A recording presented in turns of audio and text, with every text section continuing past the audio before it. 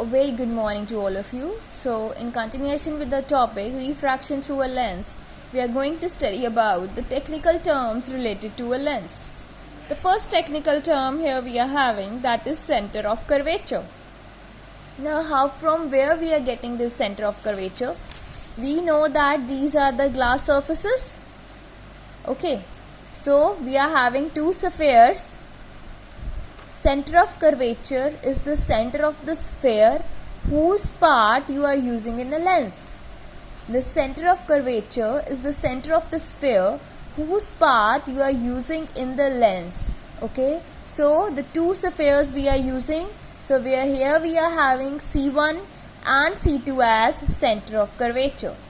In case of this concave lens, so you see the position of C1 and C2 are changed, because now the outer surfaces of the lens, this way we are taking a space is there. Okay, and this O point is what?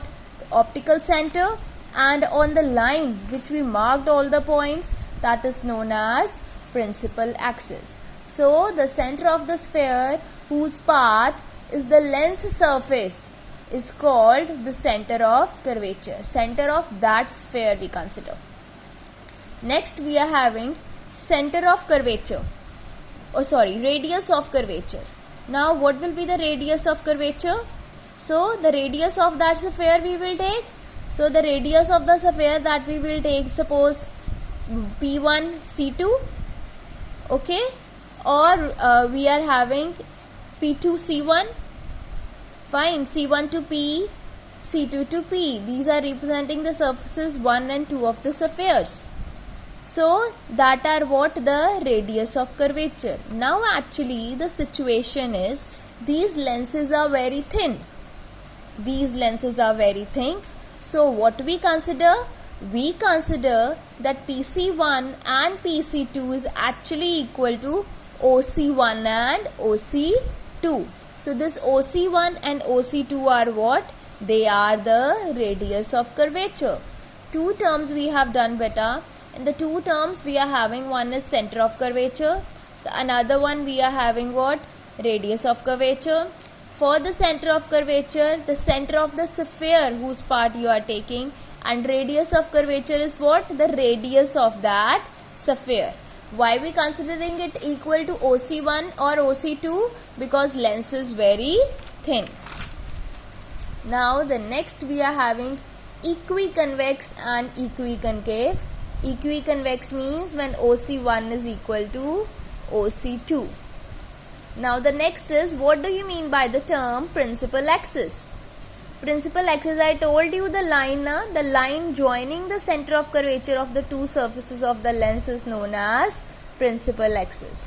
Line joining the center of curvature of the two surfaces of the lens is known as principal axis. Optical center. Optical center is what? The center point. O where we have marked, that O point is what? Optical center. It is a point on the principal axis of the lens such that a ray of light passes through this point, emerges parallel to its direction of incident. Here what happened actually? Suppose this is your ray which is coming.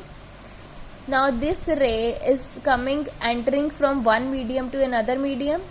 So it bent towards the normal, and here again from going from one medium to another medium. This is the direction of your ray.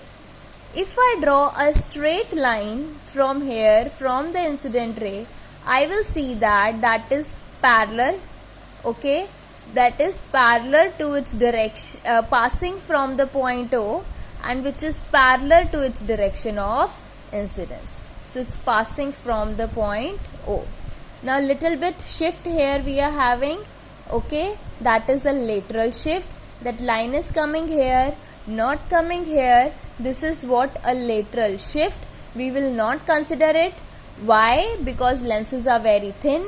So for optical center we are saying that as lenses are very thin, so it is a point, optical center of thin lens is a point on the principal axis of the lens such that a ray of light directed towards it passes undeviated through it. So no deviation is there. it passes undeviated through it. Next, now we are having principal foci and the focal points. What is a principal foci? It is the line that can enter from any side first of all. So we are having two principal foci. Fine. Line can enter from any side, from left side, from right side. So the first focal point for convex lens. Can you see the diagram? So from this diagram, what you will say? That after refraction, that rays are becoming parallel to what? Principal axis. And for concave mirror, what we are having?